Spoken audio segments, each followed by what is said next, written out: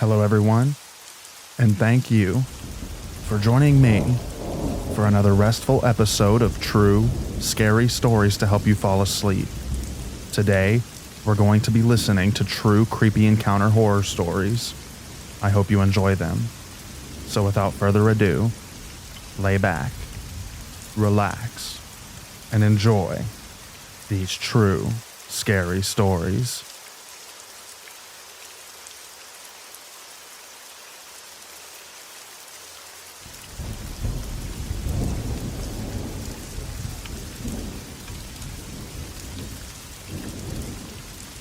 Our first story was submitted by u/Brunsdon Julia on r/Interscare. This all happened back in 2020. I'm a 21-year-old female from Australia, and the legal drinking age here is 18.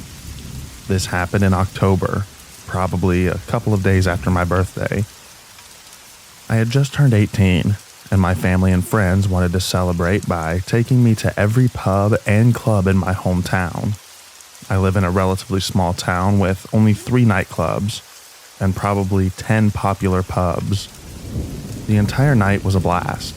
The last place we went to was a nightclub, and we ended up making friends with some backpackers that were out. They invited us back to a hostel nearby where we could continue to party. I obviously didn't know any of these people until that night, but I could see who was a part of the group and who wasn't.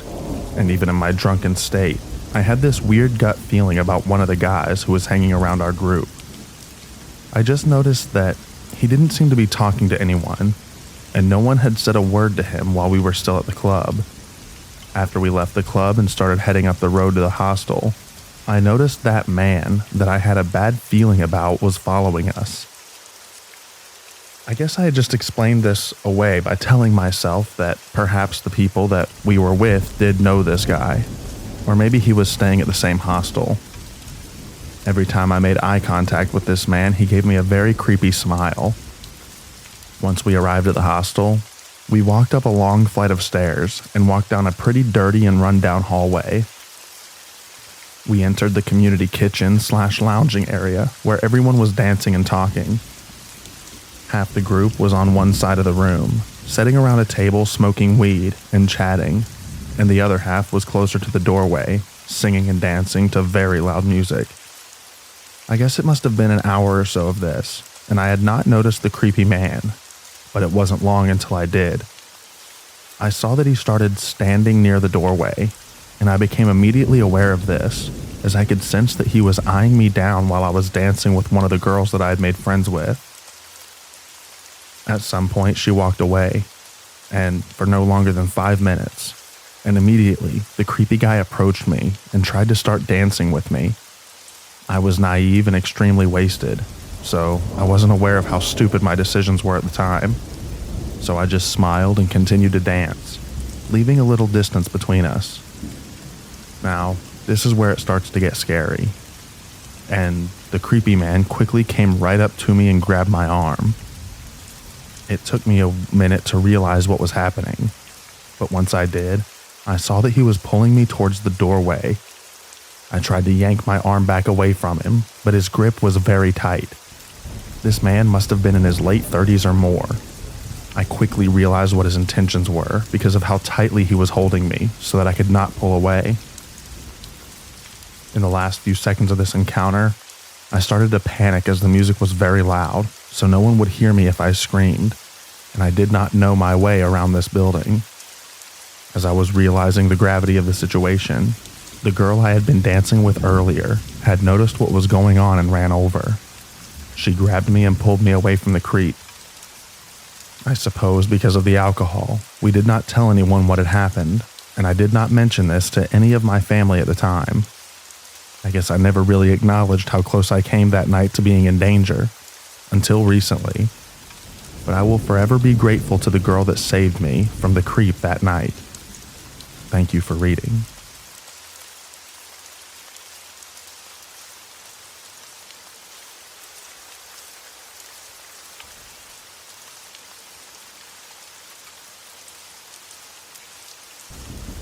Some friends and I took a trip to Cincinnati to play in an SCG. For all people who do this, it's not all about how fancy the room is, since you're going to be playing all day.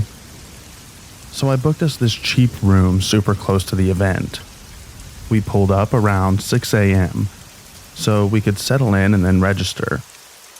This place was really creepy. One, it's kind of away from things. We pull into the parking lot, and there was a room on the bottom floor with its door wide open. As we're parking, a man was standing and appeared in the door frame with a camcorder. This guy's room at a glance looked like he was living there, not staying the weekend. As we were walking in to register, he definitely was watching us, as he's following us with his camera as we were walking. That was the first creepy incident.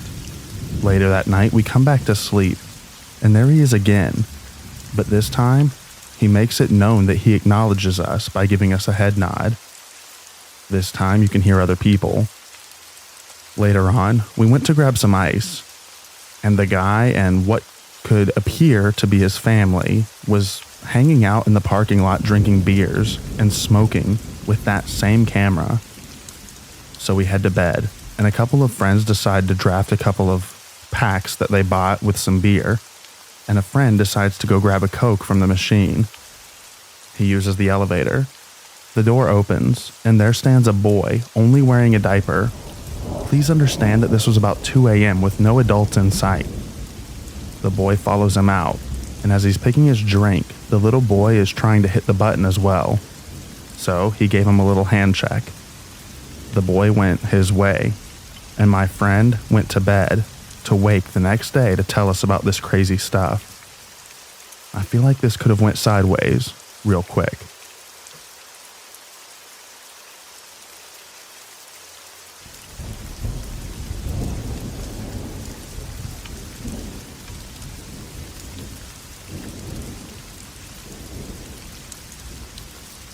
This happened not too long ago. Although it's not too crazy, it definitely had me freaking out after it occurred. It probably didn't help that I frequent this subreddit very often. I had just moved to a new apartment building, and it was my first time living alone. It was actually my first day, and I had moved my stuff in and headed to school and was coming home for the evening. My parking is in an underground basement, which was scary, as is for the first few days. So I would always leave my car and book it to the elevator so that I could get out of there. As I stood waiting, it was taking quite a while for the elevator to come down, and I could hear it beeping on the different floors that it was stopping at. Once it finally arrived, the doors opened and there was a tall guy that was clearly disheveled and on something. The minute I made eye contact with him, my senses went off, and I get the most uneasy feeling. I hesitated, as I was on the last floor, so whenever someone was in the elevator, they were always getting out, and I waited for him to do the same. Instead, he just stood there staring at me, and I managed to blurt out, "Are you going up?" He mumbled some sort of yeah. Alarm bells were going off, but I thought maybe I was overthinking, so I awkwardly walked in and stood against the wall as far as I could from him. I asked him what floor, as there was no floor selected, and he stuttered between numbers, and happened to say the same floor that I was getting off on, which scared me even more. I tried not to panic, but as soon as I entered, I tried to keep my gaze down, but he was just facing and staring at me with the most uncomfortable look in his eyes. The minute the elevator started going up, he started to shuffle and was moving towards me when it ended up stopping on the first floor in the lobby. I was in the left corner near the doors, and he was basically right in front of the door, stepping towards me when the doors opened. I was honestly freaking out, and as soon as the door slid open, I scooched out and went straight out the doors onto the main street. I stood there for a few minutes with my heart pounding because of how scared I was, and I remember him staring at me confused for a minute, and then he stayed back in the elevator as the doors closed. I remember that there were two guys standing in the lobby who witnessed the whole thing, and I nervously laughed that I was just creeped out by the guy in the elevator. I believe that they were just door dashers, so they stared at me and they were like, "Okay." I ended up taking the stairs up and was scared out of my mind. I was praying that he was just someone's guest, hence why he was so confused and weird. My dad came to visit me the very next day, and I was telling him how badly the guy freaked me out, and that same night we ran into him again. He was waiting for the elevator, and the minute I saw him, I told my dad and made him take the stairs with me again. Thank God I haven't seen him again, so I'm really hoping that he was just a guest. But if I ever see an elevator with just one dude in it, I do not take the risk. May have just been me overthinking, but something was definitely not right with him.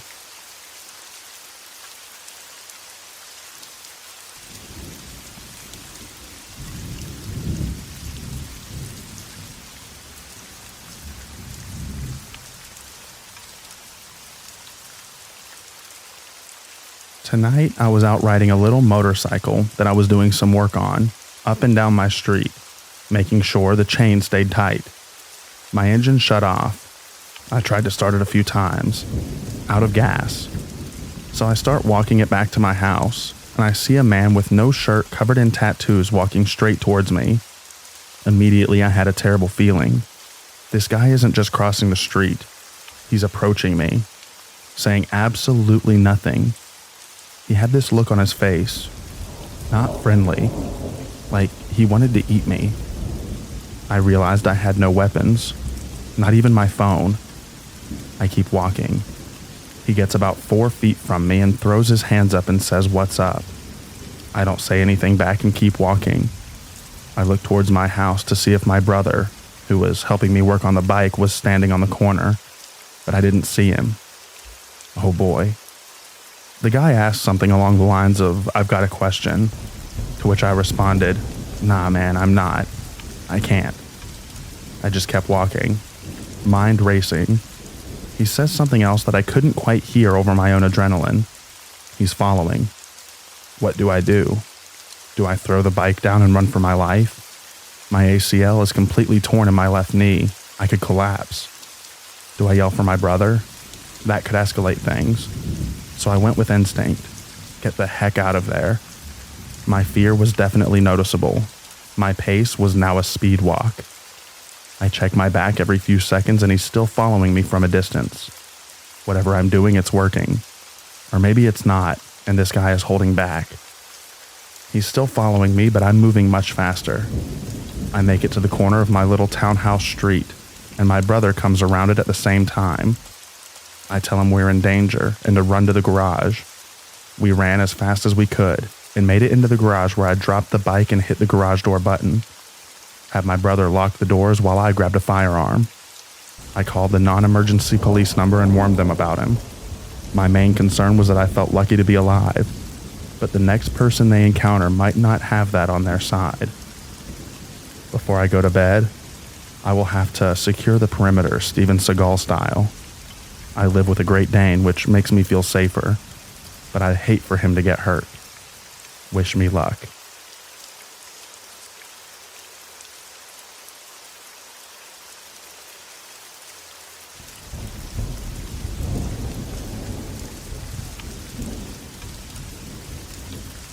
Short backstory. This happened almost a year ago. I'm a 19-year-old female and I live in a small town in Australia.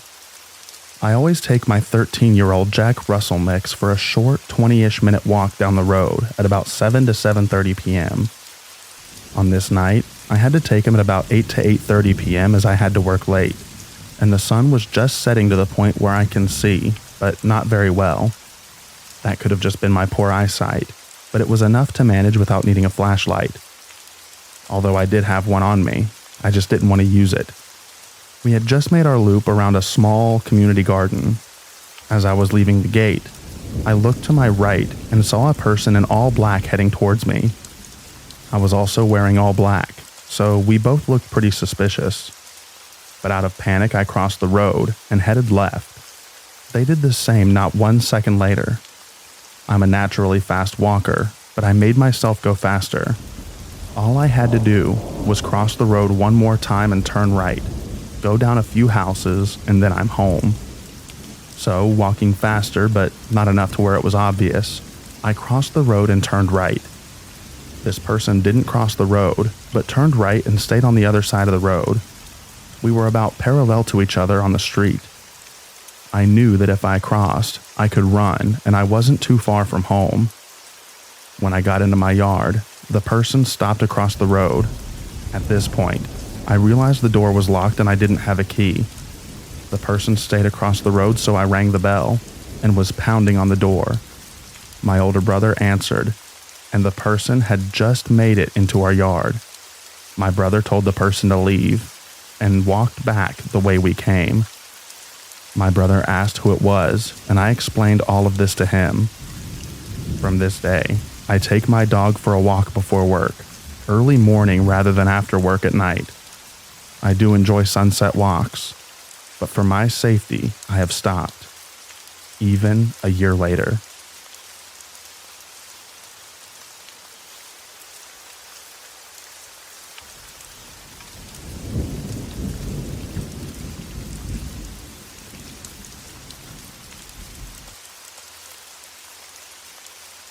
I was on a long drive and decided to spend the night at a crappy motel in Chattanooga.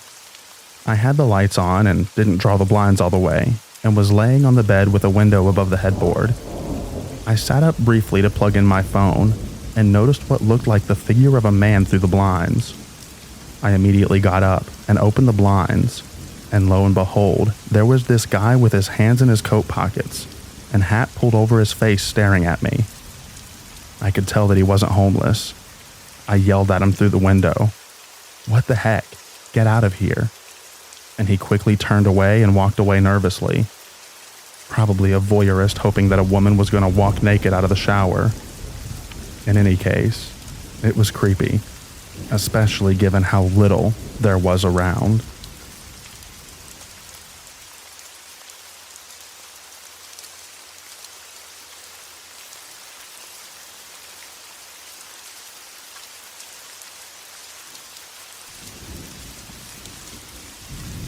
This happened pretty recently. I, a 23-year-old female, work in property management.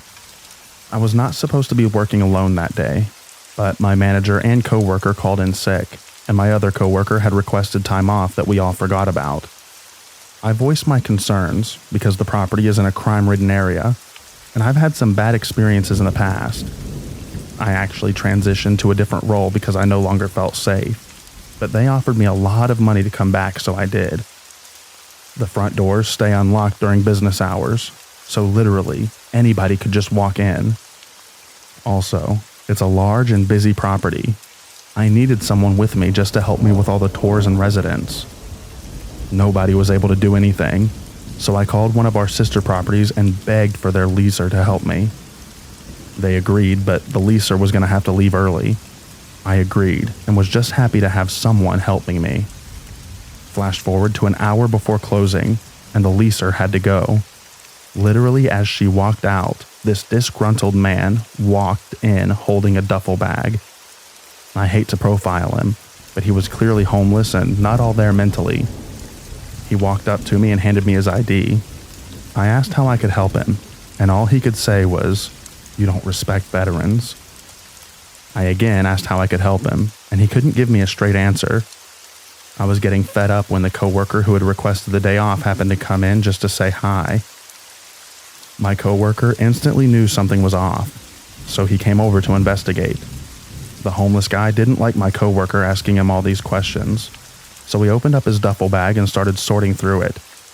He pulled out a piece of woman's lingerie and threw it on my desk. Then he pulled out a box, and in that box was an SD card. He was trying to put it into my computer, and I told him not to do that. He listened to me, but proceeded to rummage through his bag. He seemed very irritated because we kept telling him, "If you can't tell us how we can help you, then you need to leave." At this point, I'm getting scared that he's going to pull out a gun and just light us up. Instead of a gun, he pulled out a knife. Instantly, both me and my coworker start screaming at him to put the knife away and leave.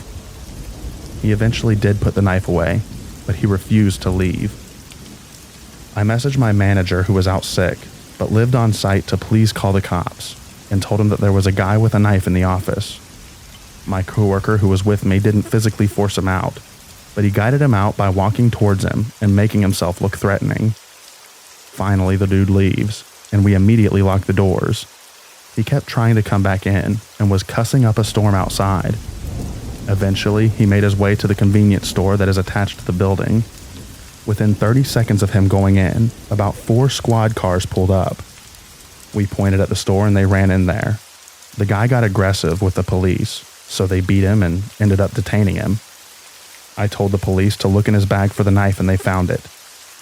I identified the weapon and answered some of the police questions. I didn't press charges because this was clearly a mental health crisis, and jail isn't going to reform that. He needs serious professional help. The DA pressed charges on my behalf, and the courts granted me a protection order. They also let him go without bail. The last update that I got was that he didn't show up to his court hearing, and now there's a warrant out for his arrest. I wonder why. I've not seen him since the event took place, and that is all that I really care about.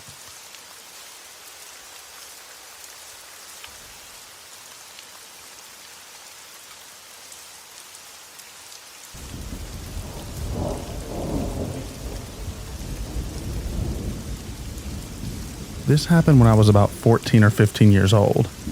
I'm 18 years old now, and for a little bit of context, I hated anyone touching my hair. And my mom would sometimes touch my hair and talk about how much she loves it because it was curly and thick. And I'd always be like, "Ooh, Mom, don't do that." And it was a mutual understanding that I disliked it when people touch my hair, even family. So we were in Dollar Tree, buying some snacks and stuff, standing in the checkout line, and I'm behind my mom just zoning out. And I feel someone behind me toss my hair up and just started touching it and was like, "I love your hair." This was really creepy.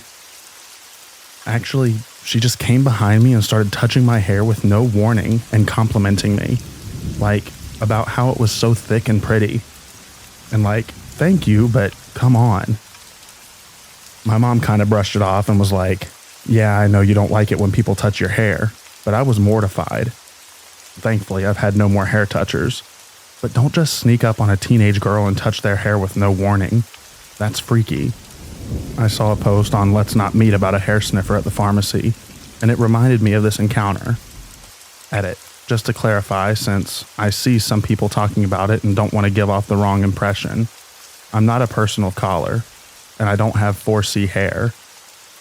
Also, the more I think about it, the more I realize that at the time my hair was very damaged because I was bleaching it a lot. It was not pretty, nor very well taken care of.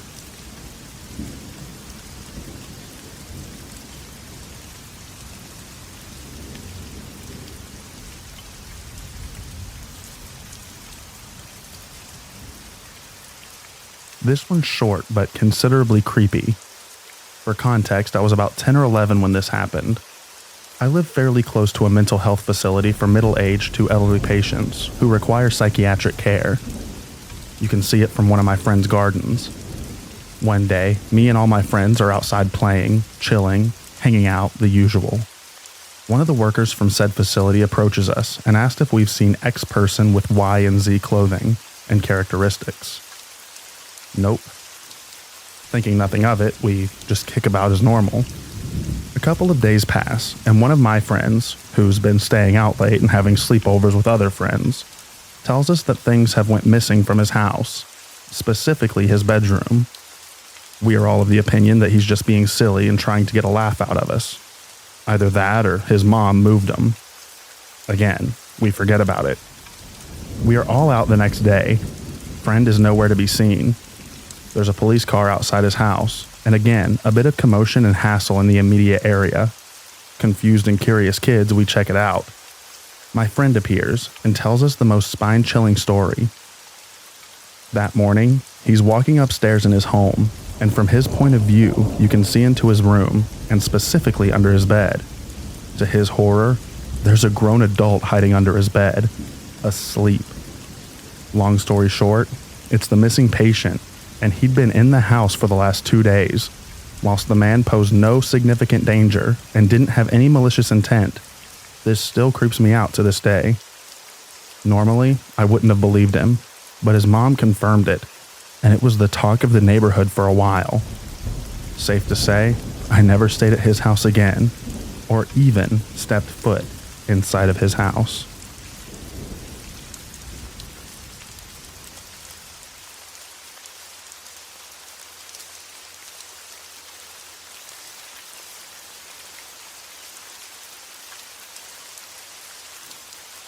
So this happened to me about a year ago. I had just shifted to a new city for work. I was a 23-year-old female at that time and living alone. On that particular day, I was working from home and I heard a knock on the door. I was preoccupied with something and opened the door without checking the keyhole. There was a Sikh man at the door. Sikhism is a religion in India, and people who belong to this religion wear a turban. He told me that he was collecting a donation for Langar. Langar is a community kitchen of a Gurudwara, a place of worship of Sikhs, where people are fed irrespective of their caste, economic status, religion, etc. I decided to donate some money, and as I was reaching for my purse, he told me that he has something to say. He went on to guess my parents' name, the exam that I was preparing for, and many such information that was not available on social media, and only someone who was close to me would know. At this point, I started to freak out and wanted to get rid of him, and he could sense that I was freaking out, and kept telling me to not be scared and to maintain eye contact. This went on for a good 10 to 15 minutes, and then he told me to donate 7,000 rupees, and I will be blessed with good fortune. I told him I cannot pay that amount, but he was insistent, but I was firm with my decision.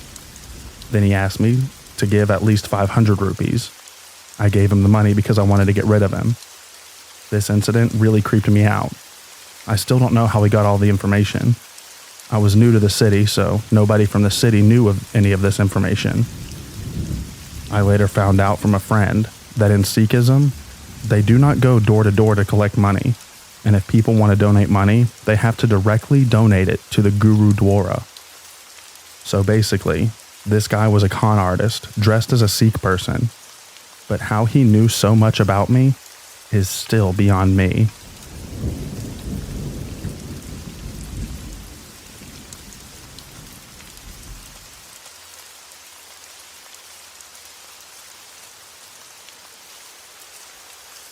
So, at the time of this story, I was a 6-year-old female, and I was coming home from the movies. I was with my little brother, who was 3, so we were pretty small.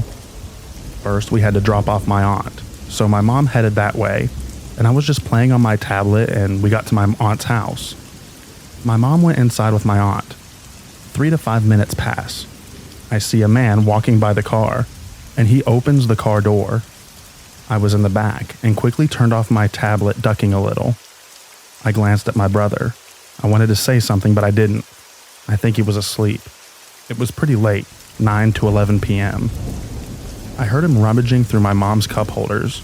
Then he closed the door and walked off with his hands in his pockets. Right after, my mom came in and she didn't see her phone. She took me and my brother inside my aunt's house and they had the cops called. I described the man and went home not thinking anything of it.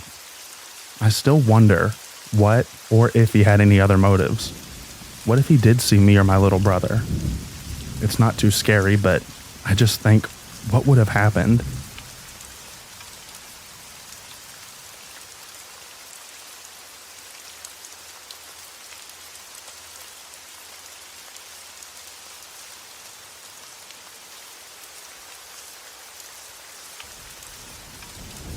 About 3 years ago, when I was 18, I was working as a waiter in a restaurant in the mall. I'm very introverted, but it never affected my relationship with customers. But speaking to people I wasn't serving gave me major butterflies. I had just finished my shift around 1700 and was walking out, when I noticed a woman who looked in pain holding her stomach was looking at me. I had to walk past her to get to the exit, and I was trying to avoid her because I was not looking for conversation, and I hated when people asked me for money. I know it's selfish, but I worked really hard for the little money that the customers tipped me that day. I maneuvered my way around the people, but she called out to me. I acted like I didn't hear her and moved faster. Eventually, she ran to me and grabbed my arm, crying, "Please, please, brother. I got children, and I got cancer of the tummy." She lifted up her dirty shirt and showed me a large surgery wound across her stomach. I told her that I didn't have anything, but she continued to badger me. Eventually, I just ran to the stairs and went upstairs, and I saw her chasing me, but I was way faster than she was. She slowed down at the second case to catch her breath, and I turned in to get off at the third floor where she could not see me. I took the elevator next to the stairs back to the first floor so that I could get to the exit. Eventually, I got to the bus stop and was on my way home. When I got off at my stop, I went to the corner shop to get bread. At the end of the road, I saw the woman from the mall and her boyfriend.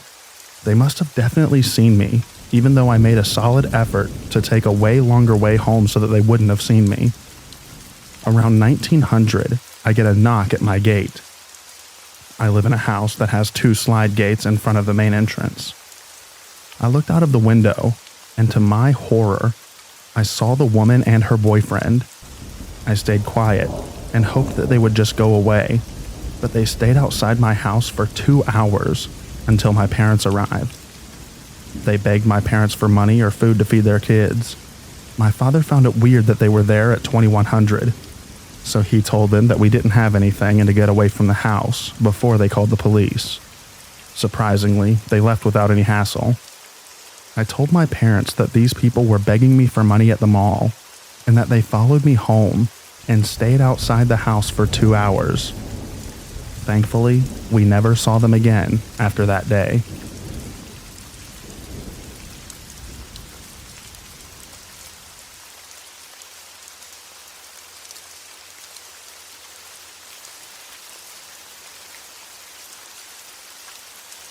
I used to be an assistant martial arts teacher at a school that taught kids aged 5 to 18.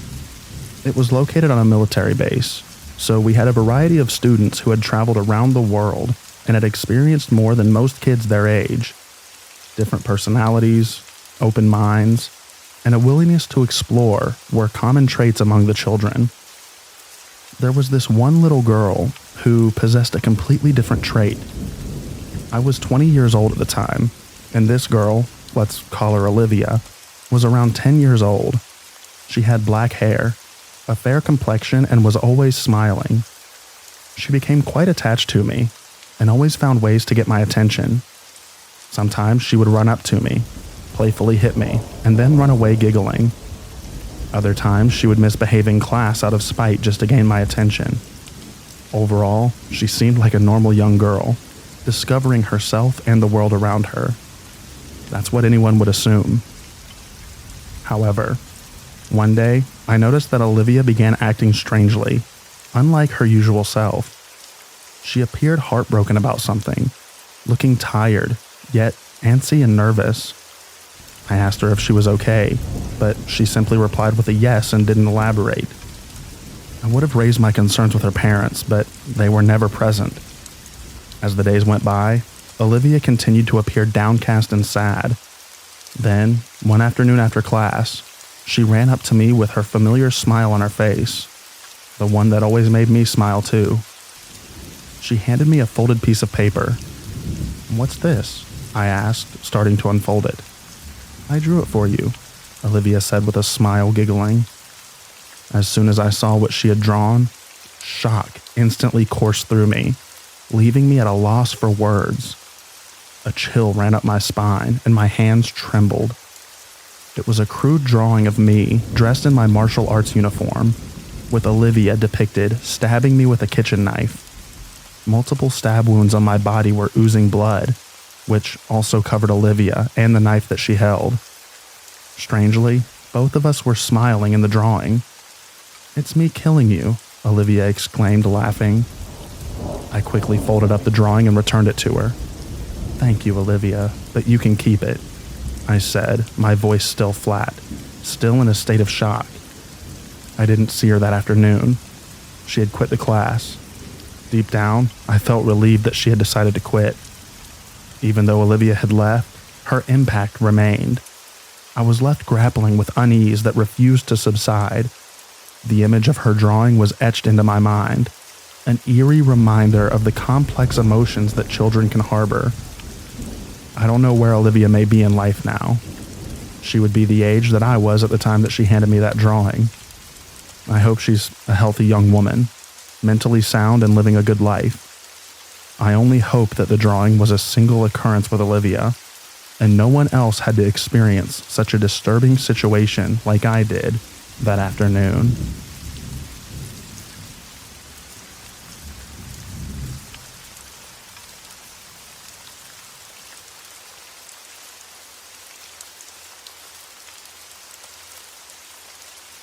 I'm not much of a storyteller, so I'm going to jump right into it. I'm a 23-year-old female, and I attended a Halloween costume party this past weekend.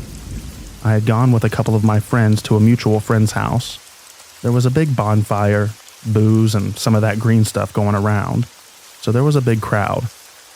To make matters a little creepier, the friend's house is far off the main road, no neighbors for miles, surrounded by sugarcane fields, and the nearest paved road was about 2 miles up the dirt road that you had to drive down to actually reach the house. Given the natural spooky season vibe, there was a natural chill factor. I was getting food from the food table when a guy walked up and stood across from me. He was wearing a burlap scarecrow-looking mask. I've seen it before at part stores. It's creepy, yet very commercial-looking. Halloween is just a night for girls to dress up like skanks. Nice to meet you too. Now, get away from the mac and cheese, please. I can't believe you actually left the house like that. What did I do to you? I'm just trying to get my mac and cheese and buffalo chicken dip. I ignored this guy because I could immediately tell that he was hoping for some kind of attention. It's a little tight around the top, isn't it? Okay, Scarecrow.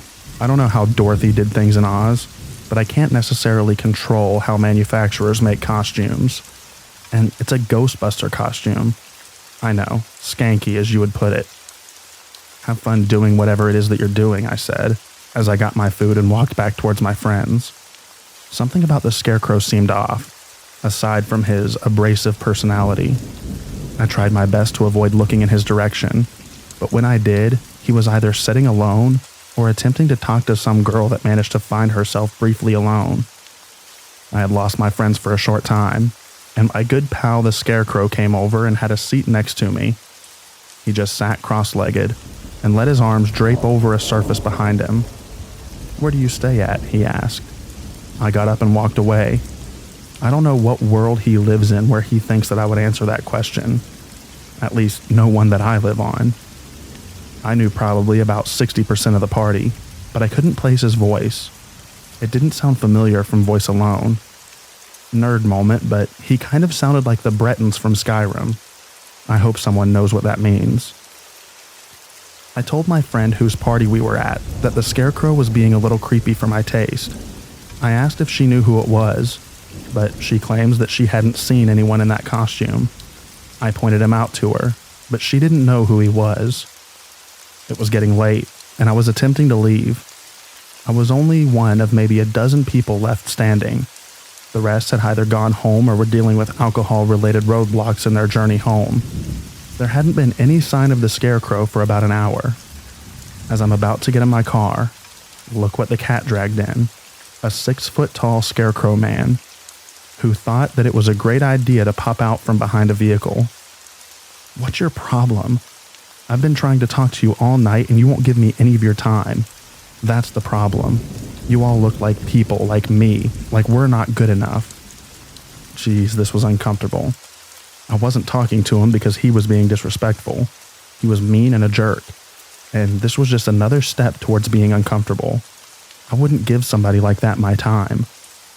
I told him that I wasn't interested and that I needed him to leave me alone. He kept rambling on, and I finally asked who he was.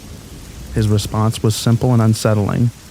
He chuckled and said, "I wouldn't dare show you what's underneath, Carly Beth."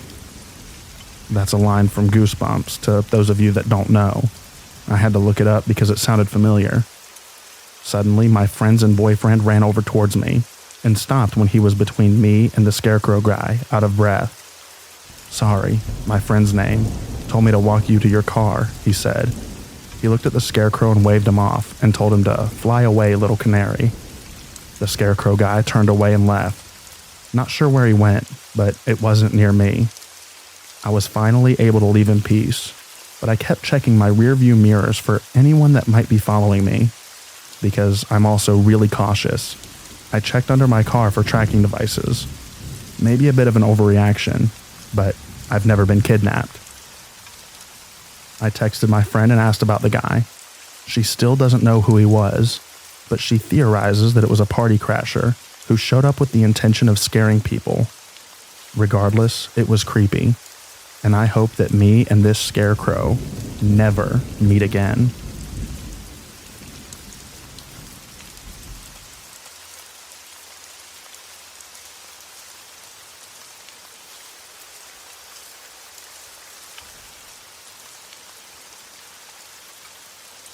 So this happened about 11 years ago when I was about 16. Those days, after school let out, my grandparents would drop me off at a local youth center. It was a very small, old building on a rundown street. Right next to the youth center, there was a bar. I had been told time and time again to never play around outside. Since the area was rough, anything could happen. Now, for a little bit of extra context, the youth center receptionist/guide sat at a desk and watched over everyone. They also had a camera system mounted on a wall inside to ensure visitors in the front area were safe. One day, there was 4 of us at the center. We were all doing our own thing, working on homework, reading, playing games, etc. Kyle, a friend that I had made at the center, stopped by. Now, Kyle was a grade above me. Nice enough too, but he was a little bossy. Anyway, he grew bored sitting with us and said that he wanted some air, pressuring me. Come on, are you really scared? At this time, it was getting dark out. I could see the sky going black from the front window. For some reason, we still followed him outside. I remember trailing him across the street to a big dirt lot full of debris. As we huddled all together, laughing and dancing and just goofing. That is, until we saw a strange man waddling down the empty street towards us. He was about 30, had tousled neck-length brown hair. He was skinny, pale, dressed in a dirty hoodie and jeans. He was smiling a lot, like creeper-level smile. Hey, he rasped. You kids having fun? Kyle was unfazed, cheerfully answered with a duh. The rest of us were quiet, put off by the man's arrival. Want to come hang with me? This moment stays with me, because I remember getting a bad feeling in my stomach, like I knew that he could hurt us. And then, the man tucked a hand into his hoodie, slowly, deliberately. Kyle and I started making a bunch of noise, and we all booked it back across the street. I heard the man's hyena shriek laughter as we ran into the center. I'm forever grateful that we got out of that situation safely. After that scare, I continued to visit the center, never mentioned the incident to my family, but I was much more careful staying indoors. Always trust your gut, folks.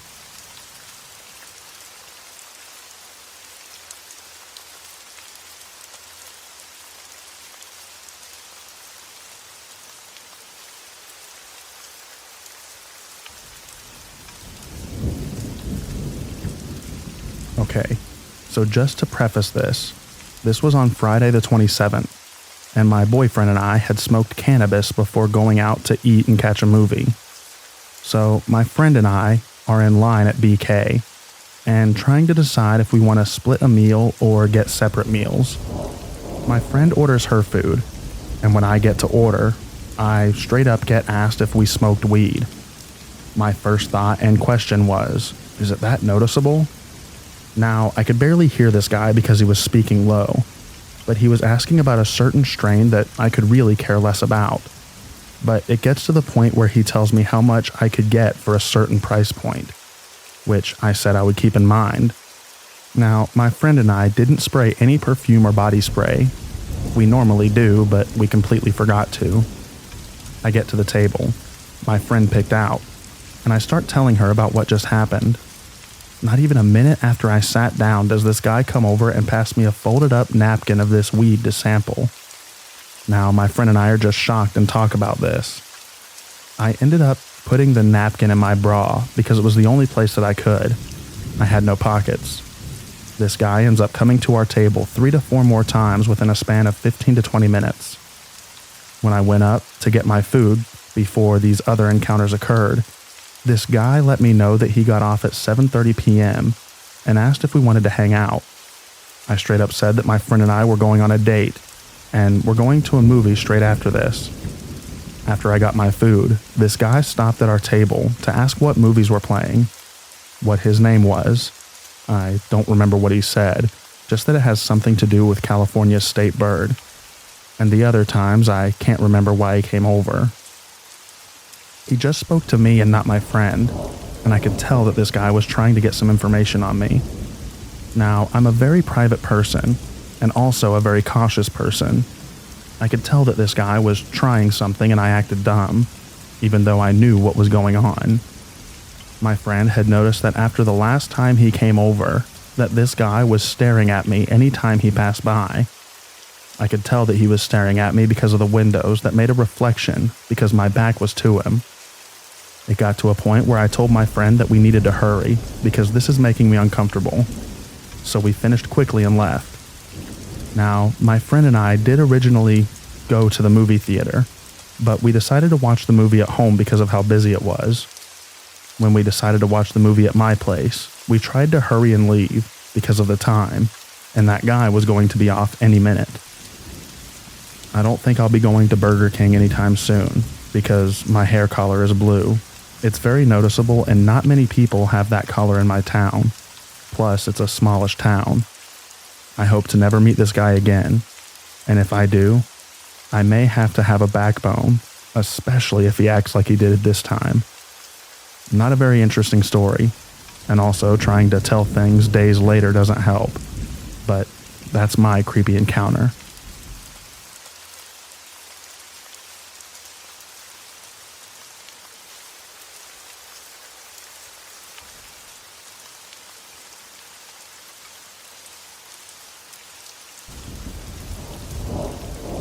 I'm a 17-year-old female, and I had a creepy encounter the night that I'm writing this. My parents opened up a haunted house in my dad's shop, and we had a few actors. Names obviously changed to that role. The actors were me, my dad, my mom, my sister, Bear, Ghostface, Cheerleader, Alien, Prisoner, Doll, and Skeleton. I know it's a lot. Let me explain how the setup was. The shop has a store in the front, a gym in the middle, storage in the back. Dad would lead the patron into the front of the store and ring the bell to let us know to get ready. Then the patron would pass Bear and Ghostface. Then they would get jump scared by Cheerleader, me, and Prisoner, and then pass through the rest. Alien would follow them. Simple. So when we were near the end of our time, Dad let in a guy, like normal. He shall be known as Creepy Guy. I think now that I should mention that most of us were minors.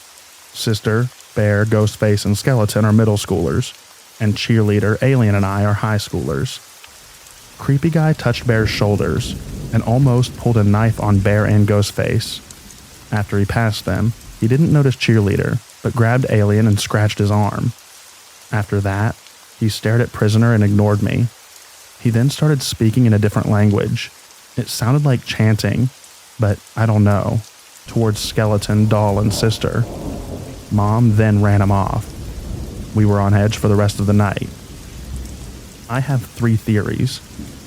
Theory 1, he was a druggie, commonplace in my town. Theory 2, he was a really religious man praying over us. Or Theory 3, he was cursing us. I'm leaning towards 2, but it was still very creepy.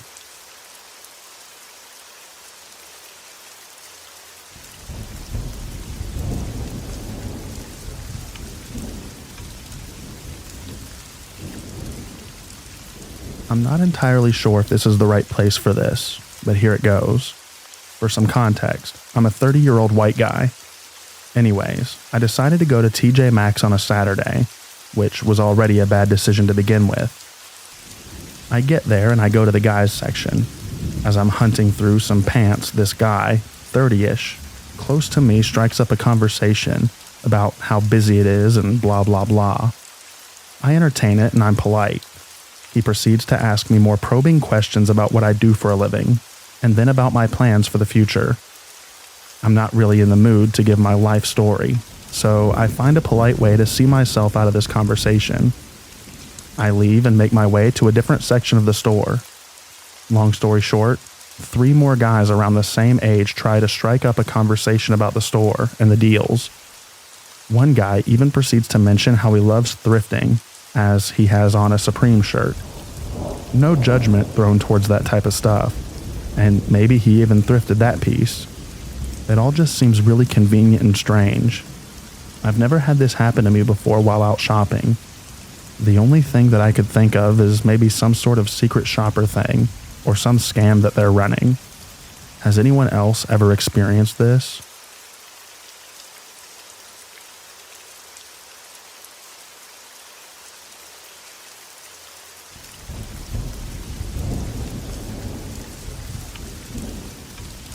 I'm a 35-year-old female, and I used to work at a small startup that had a small warehouse in the city. I enjoyed it because it had great benefits, perks, and a pretty easy commute. I just walked a few blocks to the metro line in our city. Usually I worked the day shift, so my walk to the station wasn't too bad. I just encountered normal city life. On the occasional time that I worked into the night, I usually walked with some coworkers I knew, or my then boyfriend would pick me up. If I had to make the walk by myself, I'd wear giant headphones to deter catcalls and other annoyances. I had a doctor's appointment that morning and was allowed to make up my shift by staying after the day shift crew left. However, I finished my shift before the rest of the evening crew, which meant that I had to make the walk by myself that day. It was already dark, and the street was pretty much deserted, except for this one really tall burly dude walking just ahead of me yelling into his phone.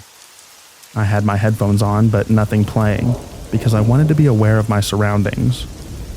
Big burly guy sounded angry, and didn't turn back to look at me until after he yelled into the phone. I did my part, and now it's up to you to get rid of the body. I don't care what you do, just make it disappear. Then he turned around and stopped walking, looking at me surprised. I quickly stopped to not run into him, and give an awkward grimace/smile, acting like I hadn't just heard him say that because I was listening to music.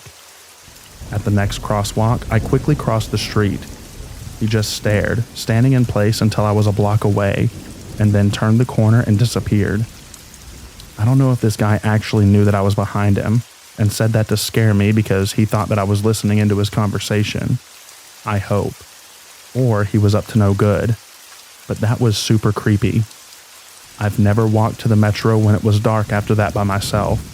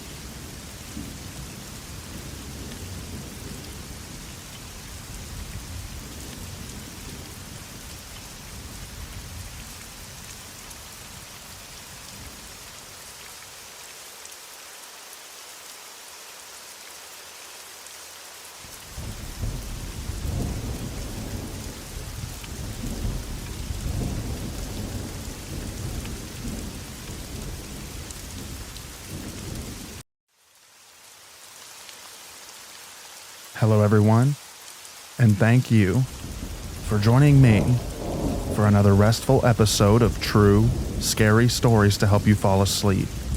Today, we're going to be listening to true creepy encounter horror stories. I hope you enjoy them. So without further ado, lay back, relax, and enjoy these true, scary stories.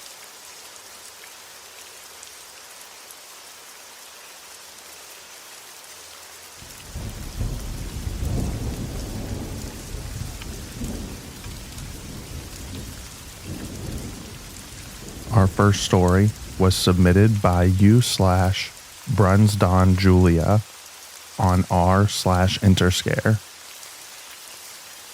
This all happened back in 2020. I'm a 21-year-old female from Australia, and the legal drinking age here is 18. This happened in October, probably a couple of days after my birthday. I had just turned 18, and my family and friends wanted to celebrate by taking me to every pub and club in my hometown. I live in a relatively small town with only 3 nightclubs and probably 10 popular pubs. The entire night was a blast. The last place we went to was a nightclub, and we ended up making friends with some backpackers that were out. They invited us back to a hostel nearby where we could continue to party. I obviously didn't know any of these people until that night, but I could see who was a part of the group and who wasn't. And even in my drunken state, I had this weird gut feeling about one of the guys who was hanging around our group. I just noticed that he didn't seem to be talking to anyone, and no one had said a word to him while we were still at the club. After we left the club and started heading up the road to the hostel, I noticed that man that I had a bad feeling about was following us. I guess I had just explained this away by telling myself that perhaps the people that we were with did know this guy, or maybe he was staying at the same hostel. Every time I made eye contact with this man, he gave me a very creepy smile. Once we arrived at the hostel, we walked up a long flight of stairs and walked down a pretty dirty and run-down hallway. We entered the community kitchen/lounging area where everyone was dancing and talking. Half the group was on one side of the room. Hello, everyone, and thank you for joining me for another restful episode of true, scary stories to help you fall asleep. Today, we're going to be listening to true creepy encounter horror stories. I hope you enjoy them. So without further ado, lay back, relax, and enjoy these true, scary stories.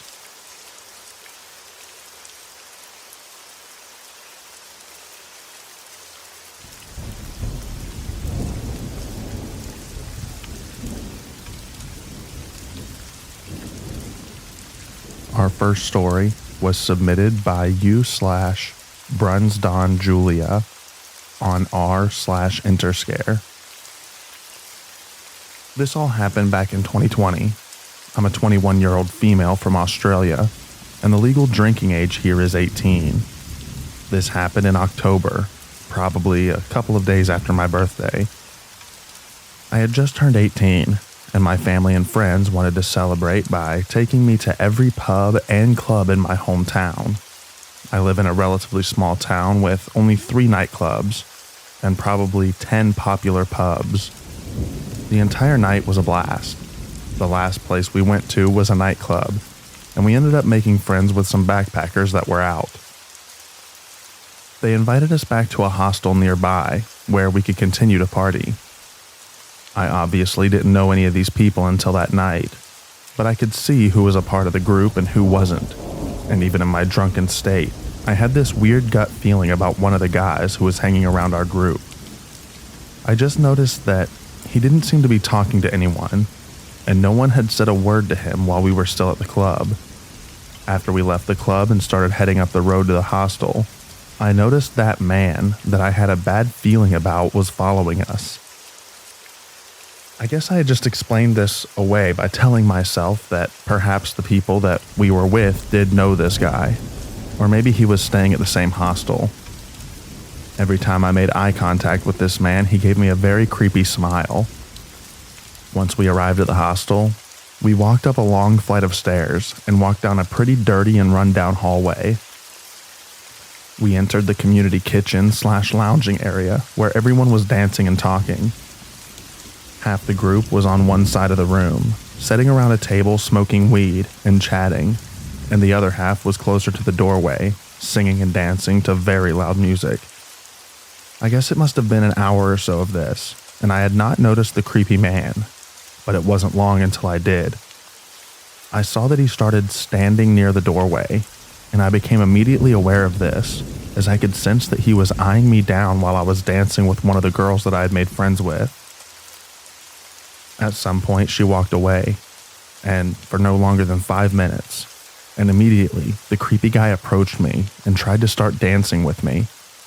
I was naive and extremely wasted, so I wasn't aware of how stupid my decisions were at the time. So I just smiled and continued to dance, leaving a little distance between us.